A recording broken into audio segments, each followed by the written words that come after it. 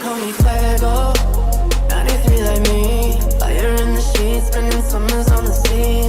Quedo, she no way home. Bev Hill life on Rodeo. Possibly even 3 times this week. So let's go ahead and see where the plane is going to be taking us on this occasion. It's 7 o'clock to 12 o'clock, so a little bit of a westerly course at the moment.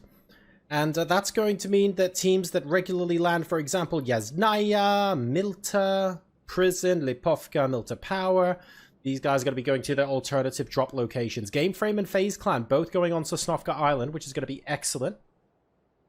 So looking forward to a little bit of early game hoo-ha with them. Besiktas and... oh, very interesting. Besiktas has also been contested in North Georgiapol, and that, of course, is with potential. The Adepts have South George to themselves.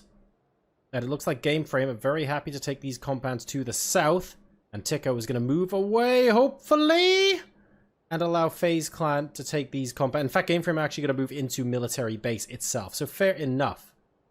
Pachinki is Team Liquid territory. Tornado Energy's Melman is there. Off to the east as well. And about as central a zone as you could possibly get. Maybe shifted slightly further north.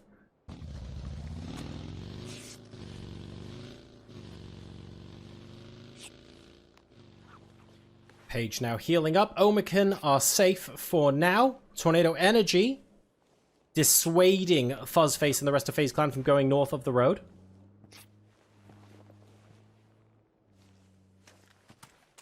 And they will be able to hold on to that position. Oh, I thought that might have been a different team moving in, but they're not. Navi getting a kill in the meantime. 8C! 8C goes down to Example. I'm a little surprised he was that far out, but he is in the shack and relatively safe for his team to go and protect. Unless Tornado Energy are going to move into him. Oh, they are. This is aggressive. We're watching Fuzzface because Fuzzface might have to come up with some heroics here. Is that buggy going to go into the ocean? No, it's not.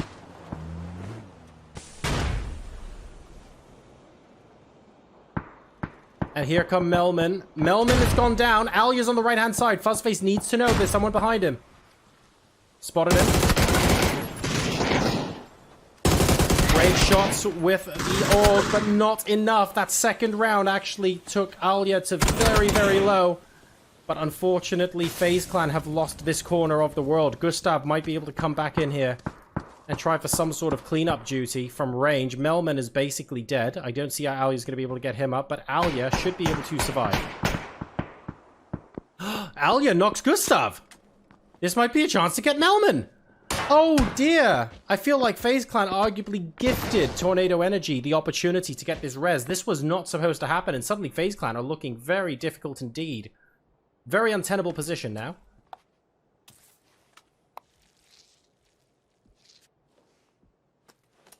What is Uber going to do next?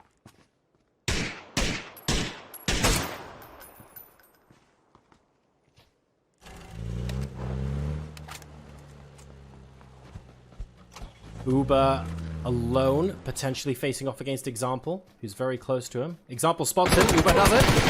And that's it! Faze Clan eliminated in 16th place. That is a shocker in game number 4 here.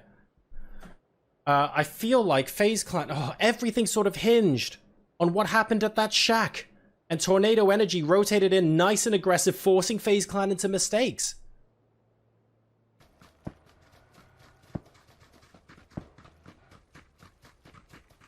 Squeaky is so close to them right now, but they're also taking so much blue damage.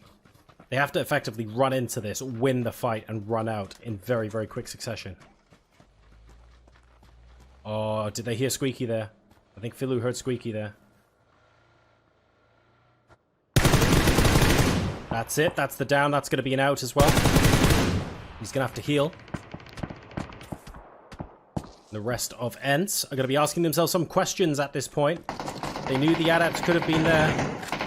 That's Noki down. Tiksu could go for the flush. Rustenmar is with him. That's going to make this a difficult 2v1 for Philu. Philu instead is going to move in the other direction. Loot the meds. But unfortunately gets third-partied from Team Liquid, and mxey is going to be the person who takes that shot. Next circle still good for Liquid. Hard shift away from the water. And Besiktas are suddenly starting to look pretty inspired on the south side of Pochinki. Omican getting out of Pochinki now while they still can. But they're going to have to go through game frame. I think this Omican push is going to be difficult at best. Na'Vi are also going to get really involved with Ents. So we've got Omican and Na'Vi here. We're going to go with Bestelog. Oh, and they stop, of course, as soon as I decide to spectate them. I see how it is. I see how it is.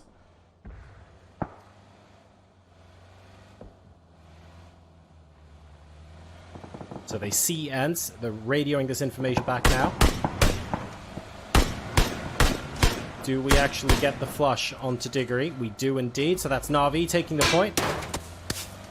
Now getting shot at almost immediately from elsewhere. Of course, as soon as the shots ring out, you basically let everybody know that's exactly where you are.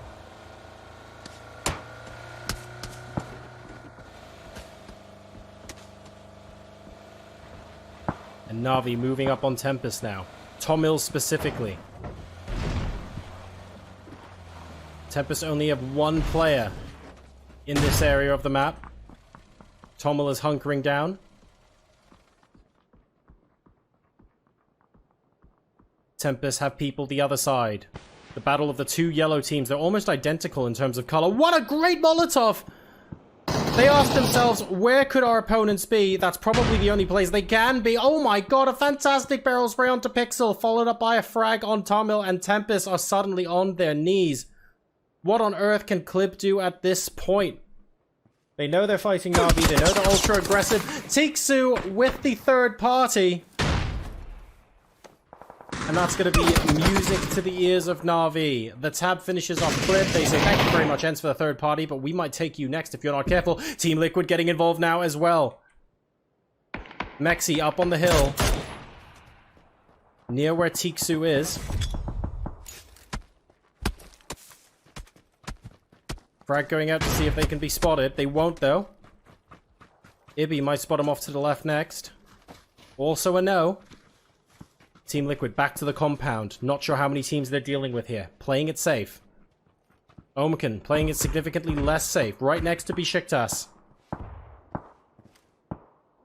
Bogeys close. Absolutely massive on this, and that's because we're moving out of Pochinki. A hard south shift to the fields here. That's going to be massively problematic for these two teams in Pochinki. Game frame are going to rotate early instead. Na'Vi finish off Ents. They've still got all four of themselves alive. This is the aggressive, the hyper-aggressive, super scary Na'Vi that we all know and love. And they are really making a statement in this game. Their next target potentially is Team Liquid as well. Team Liquid winning 3 games in a row. But if they come up against a team like Na'Vi that are performing this well, they're going to give Team Liquid a run for their money. I'd love to see this fight, but Na'Vi are actually moving further south, deciding not to push the compound, which is completely fair enough.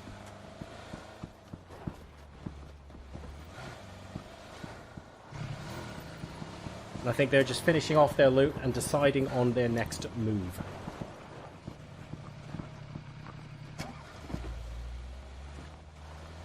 Game frame are in. These teams, these two teams, still just stubbornly stood next to each other. Carl has backup. The rest of Omican, well, half of Omican has moved. T-Bone is actually just downstairs, watching the stairs. That's how close these guys are.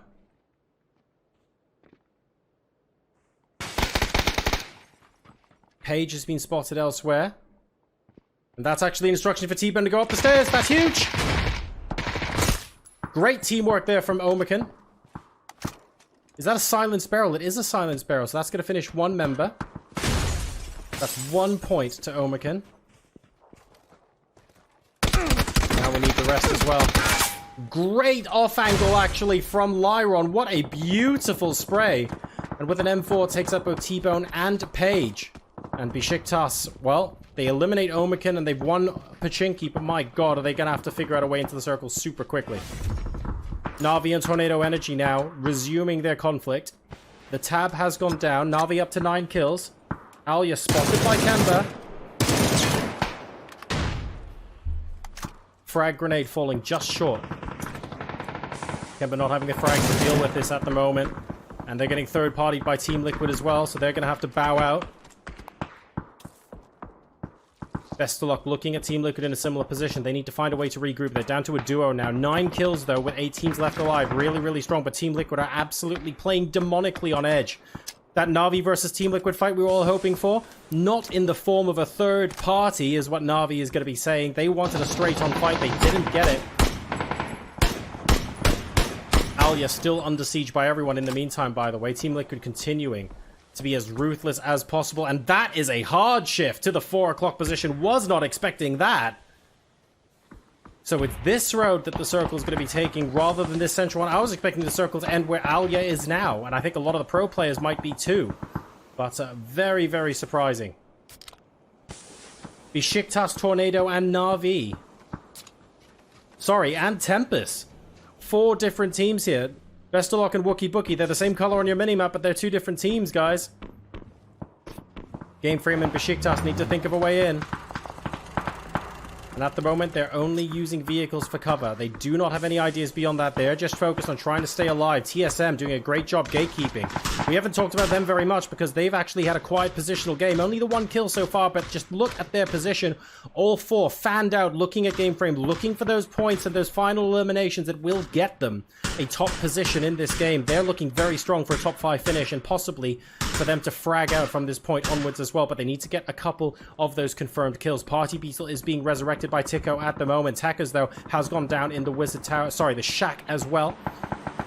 Useful for TSM, and they're going to have to spend a lot of time and a lot of resources trying to get their team back up, and then they still have to think about how to rotate.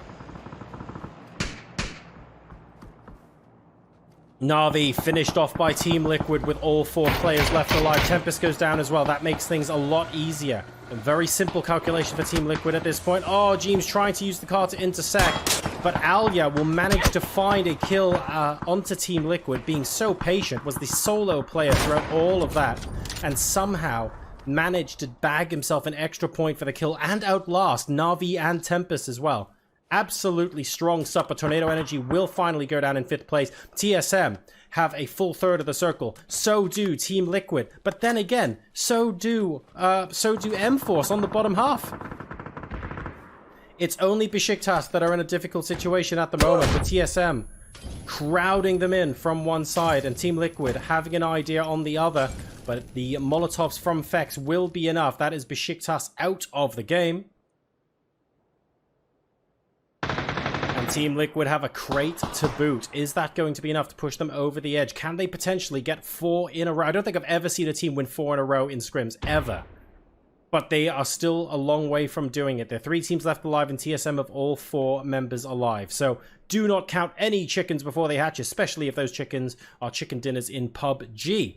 M-Force E-Shock with 2 players on the flank looking to try and expand their territory. To spot Jeemzz on the low ground, that's a problem because that means that mxey is closer to them. They're going to know that there are 2 different players with angles on them, so they're going to have to move out. That's exactly what they do right now. Chuck the frag, move back, trade space for time, but mxey with the shot from downtown. It seems like everyone's third party is actually helping Team Liquid this game. We were looking forward to that fight with Na'Vi, but Tempest Tornado Energy seem to have other ideas, and Team Liquid now moving as a unit. Dogs managing to get 1 knock, and the insta-res I think is going to be necessary onto Kaymind. That's a Swedish, the last surviving member of M-Force. Fex trying to go round to see if they can get the Wizard Tower, and pays for that scouting information with his life, unfortunately. It is now a 1v3v3. TSM versus M-Force versus Team Liquid.